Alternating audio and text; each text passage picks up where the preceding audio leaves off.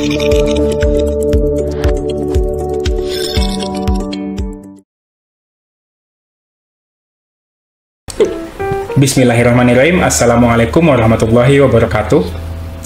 Kembali lagi bersama saya, Muhammad Ervin, dalam podcast Ruang Publik Bawaslu Provinsi Sumatera Barat.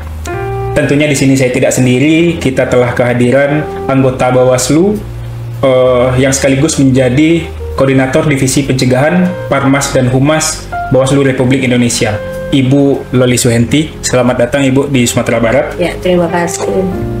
Cuma biasanya kalau Bawaslu mengenalnya bukan Ibu Loli, tapi Teh Loli. Karena di Padang boleh Uni Loli. Uni Loli, siap. Jadi izin Uni Loli. Siap. Mungkin ke depan kita akan memanggil Uni Loli.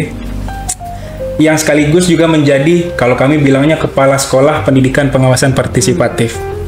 Nah, sebagai informasi bahwa Bawaslu telah baru saja melaksanakan pendidikan pengawasan partisipatif atau biasa disebut P2P pada tanggal 9 hingga 11 Juli 2025 di Provinsi Sumatera Barat. Nah, sebelum kita masuk ke pertanyaan Uni. Ya kan? Teh Uni juga boleh. Selain teh kotak ada Teh Uni, saya iklan ya. Ya, iklan. Nah, selain sate Padang yang dikangenin dari Sumatera Barat apa Teh? Selain sate Padang, rendang pastinya. Rendang, okay. Dan pastinya Bawaslu Provinsi Sumatera Bawaslu. Barat. Oke, selain rendang, Bawaslu siap. Ini mungkin menjadi tugas bersama nih Bawaslu bawa Teteh kangen rendang. Baik, P2P itu apa sih Teh? Sebenarnya tujuannya? Pendidikan Pengawas Partisipatif, disingkat P2P. Sebetulnya tujuan dari pendidikan pengawas partisipatif ini adalah untuk mendekatkan bahwa yang namanya pengawasan seluruh proses demokrasi kita, baik pemilu maupun pilkada, itu sesungguhnya membutuhkan peran serta masyarakat. Peran serta masyarakat ini partisipasinya kemudian dari bawah ke atas, tidak justru sebaliknya dari atas ke bawah. Kenapa pendidikan pengawasan partisipatif penting? Karena sesungguhnya pemilu itu bukan hanya milik penyelenggara, bukan milik mereka yang berkontestasi, bukan sekedar milik partai politik atau penyelenggara pemilu aja, tapi pemilu itu milik seluruh warga negara. Sehingga seluruh prosesnya, hasilnya pastilah akan berdampak terhadap seluruh warga negara. Karena itu mengawasi mulai dari prosesnya berjalannya demokrasi itu menjadi penting untuk diketahui, diawasi oleh masyarakat kita. Bawaslu menjadikannya sebagai undang-undang sebagai mandat untuk dijalankan melalui kerja-kerja pengawasan. Masyarakat sebagai pemilik negeri ini punya peran yang sangat signifikan melakukan pengawasan secara partisipasi. Bawaslu dibiayai negara, seluruh kerjanya harus dipertanggungjawabkan kepada publik. Masyarakat tidak dibiayai negara, tapi mereka akan terdampak langsung dari proses itu. Sehingga mereka mau tidak mau harus juga aware, melek terhadap proses berdemokrasi.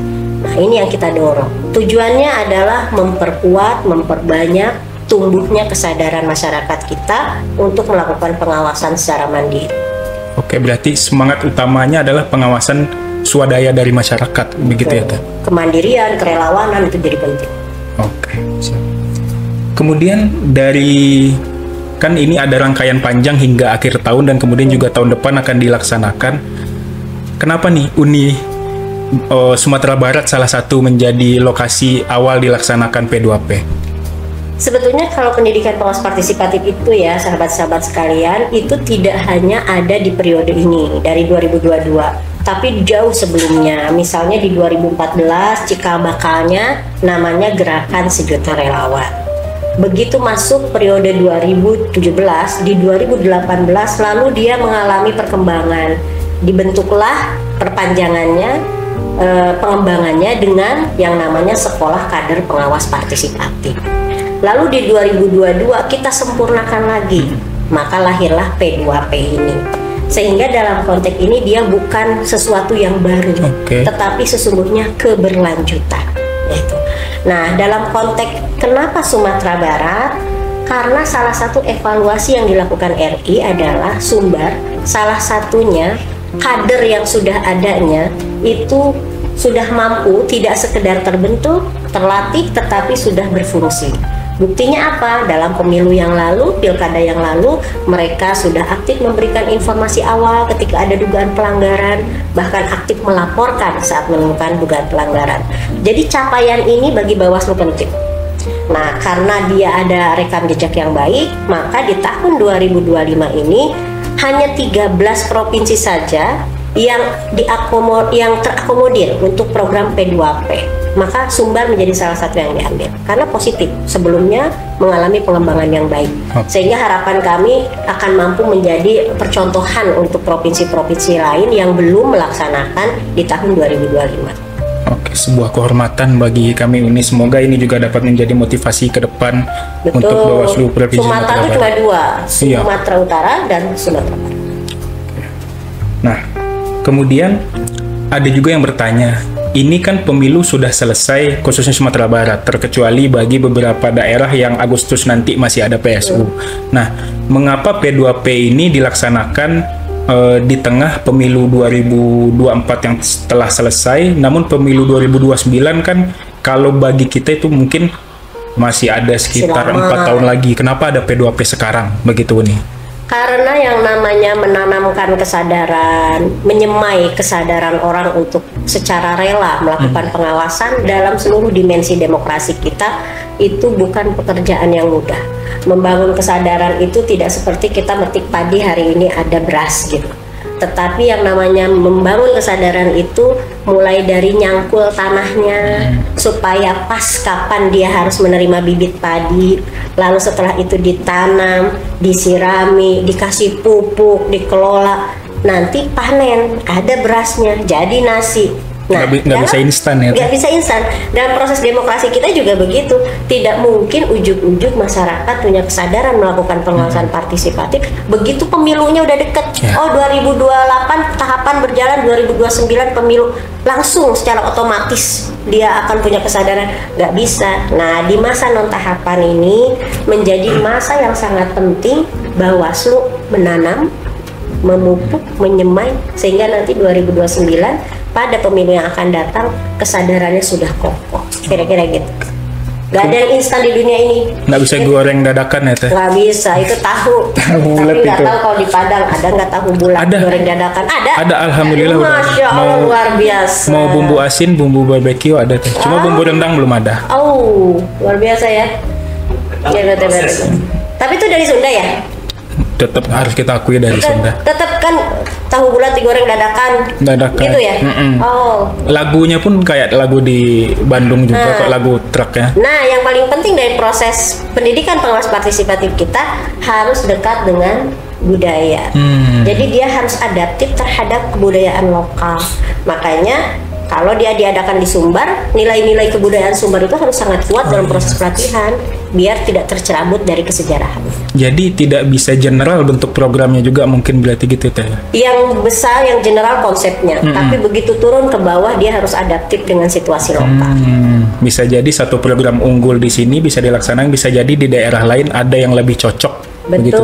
Makanya kenapa saya membolehkan di sini panggillah saya Uni, biar nggak berjarak dengan lokalitas. Karena udah terbiasa teteh, kita agak belibet nih kadang teteh Uni. Tapi intinya semoga doa baik juga supaya Uni Loli tetap awet muda. Amin. Semangat Uni. Nah, dari kalau kemarin tanggal 9 hingga 11 Juli itu kan kita salah satunya mengutamakan juga kuota untuk perempuan. Nah, seberapa penting sih Uni pengawasan pemilu ini dilaksanakan oleh kelompok perempuan? Ada adagium yang menyatakan begini, tidak ada demokrasi tanpa keterwakilan perempuan. Itu untuk menunjukkan betapa demokrasi kita itu tidak boleh meninggalkan salah satu kelompok, salah satunya adalah perempuan. Kenapa? Karena dimensi demokrasi ini seluruh warga negara. Perempuan, laki-laki, disabilitas, non-disabilitas, hitam, putih, keriting, lurus, kira-kira gitu ya. Nah, sehingga dalam konteks ini membangun seluruh proses pendidikan ini dengan kesetaraan dari sisi jumlah, dari sisi perspektif, itu menjadi hal yang krusial. Maka kemarin saya mengapresiasi di Sumbar ini kalau melihat data dia melampaui 30%, ya kan? Lebih, bahkan 40. Hampir setengah perempuan. Iya, 46 sekian persen. Sehingga ini perlu diapresiasi. Dan saya kira ini tidak tidak berjarak dengan konteks budaya dan kearifan lokalnya Minang loh. Karena di Minang kan matrilineal, gundukan buang, sehingga begitu dihadirkan proses rekrutmen peserta yang sedemikian rupa, saya mengapresiasi, bagus sekali. Nah, ini perlu dipertahankan sekali lagi karena perempuan bukan kelas kedua dalam proses demokrasi kita. Perempuan dan laki-laki punya kesetaraan yang sama untuk terlibat penuh dalam proses berdemokrasi, salah satunya menjadi pengawas partisipatif. Oke.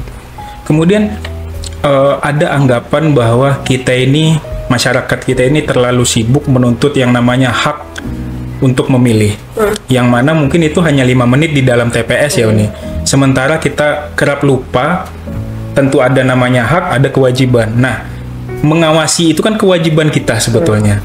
Jadi di sini Bawaslu lebih memberi guidance sifatnya agar masyarakat juga tersadarkan dan terdorong untuk tidak hanya berbicara mengenai hak di dalam TPS, namun juga proses dalam mengawasi pemilu itu sendiri. Nah, pendapat Uni terkait hal itu bagaimana?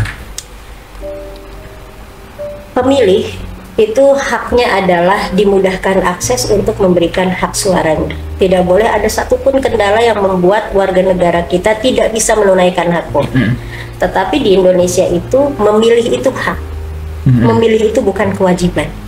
Kalau di negara lain karena dia kewajiban, bahkan misalnya ketika dia tidak datang ke TPS, tidak nyoblos, dia nggak akan bisa dapat jaminan sosial karena dianggap memilih itu kewajiban. Kalau di kita memilih adalah hak.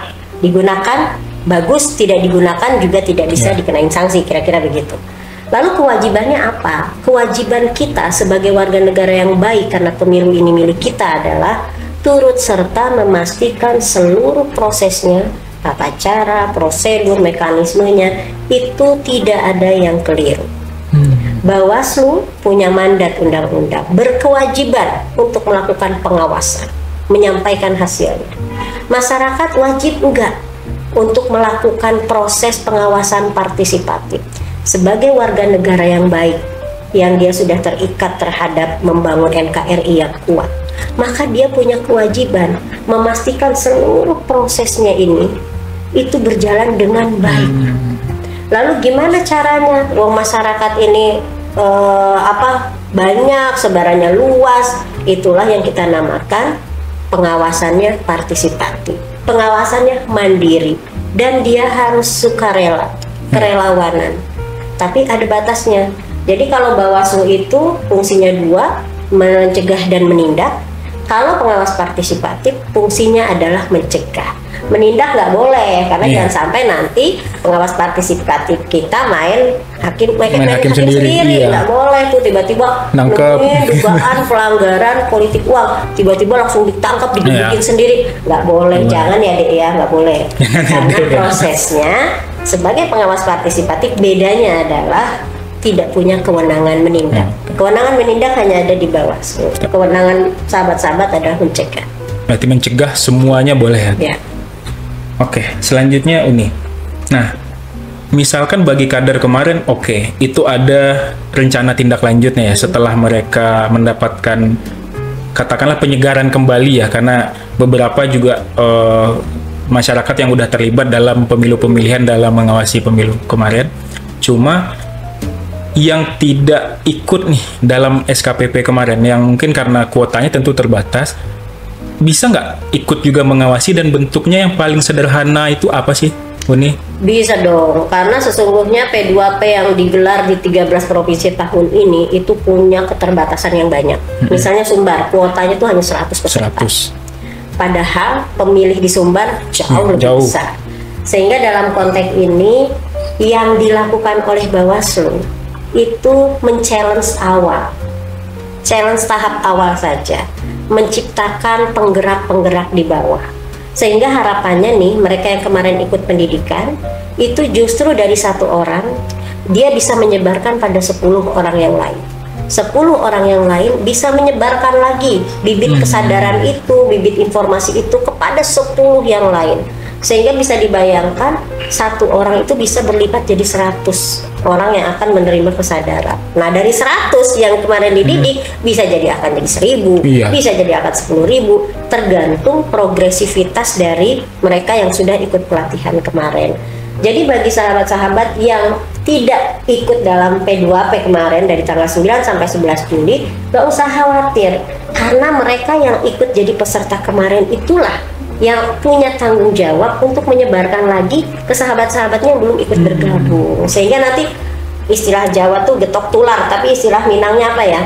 Kalau istilah yang lebih mudah mungkin seperti bola biliar ya. Kalau kita main biliar, strike satu, tapi dia dimensinya bisa efek kemana-mana. domino. Efek domino. Nah ini juga yang kita harapkan terjadi di P2P. Dari 100 orang di Sumbar bisa menjadi 1000. Tahun depan bisa jadi 10.000. Tahun depan bisa jadi 100.000 misalnya begitu. Contohnya juga di Bawaslu Padang Pariaman itu dari kader yang awalnya mungkin tentu tidak sampai 100, alhamdulillah sudah mencapai 70 komunitas. Wah, yang setelah bergerak. itu komunitas loh ya, bukan orang loh ya. Iya, komunitas berarti satu komunitas anggaplah misalkan 10 orang yang nggak pasti nggak mungkin 10 orang itu udah berapa mungkin begitu ya Uni. 70 udah jadi 700 kan? Iya.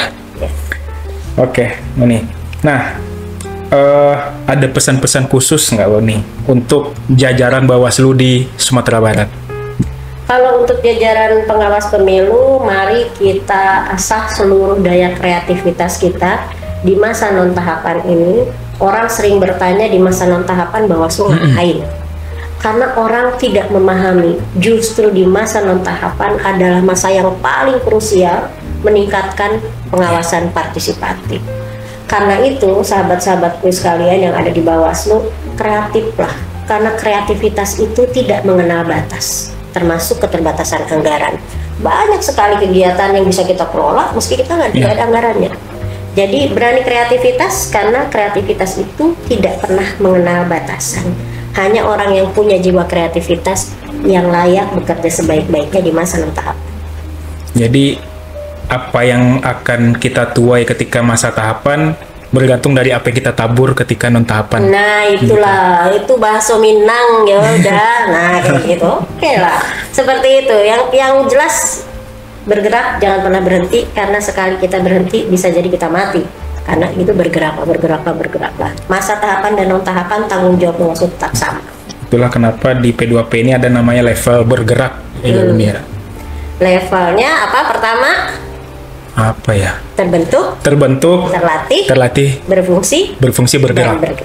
Pintar. Kemudian Uni, pesan-pesan untuk masyarakat. Kalau untuk masyarakat, Bawaslu itu dibiayai negara. Uang yang membiayai Bawaslu itu tidak sedikit, diambil dari pajak warga negara. Karena itu bagi seluruh warga negara di Sumbar, silahkan akses terus kantor Bawaslu yang terdekat. Informasi yang ada di Bawaslu tentu terbuka untuk publik, misalnya evaluasi pemilu yang lalu, pilkada yang lalu, untuk kebutuhan akademis atau untuk kebutuhan diskusi-diskusi, silahkan diakses melalui PPID-nya Bawaslu. Nah, masyarakat, harapan saya tidak berjarak dengan Bawaslu. Semakin terbuka kantor Bawaslu, semakin diminati orang untuk berkunjung ke kantor. Jadi bagi warga yang ada di Sumbar, sudahkah berkunjung ke kantor Bawaslu terdekat Anda? Kalau belum, sekarang waktunya. Oke, terima kasih untuk Uni Loli di tengah waktunya yang padat mungkin menyempatkan hadir di podcast Ruang Publik Bawaslu Provinsi Sumatera Barat. Mungkin sebelum kita tutup, Uni, kita bisa tagline Bawaslu dulu. Ya. Siap. 1, 2, 3. Bersama rakyat awasi pemilu. Bersama Bawaslu tegakkan keadilan pemilu. Sekali lagi terima kasih Uni, Teteh, dan Kepsek kami. Terima kasih.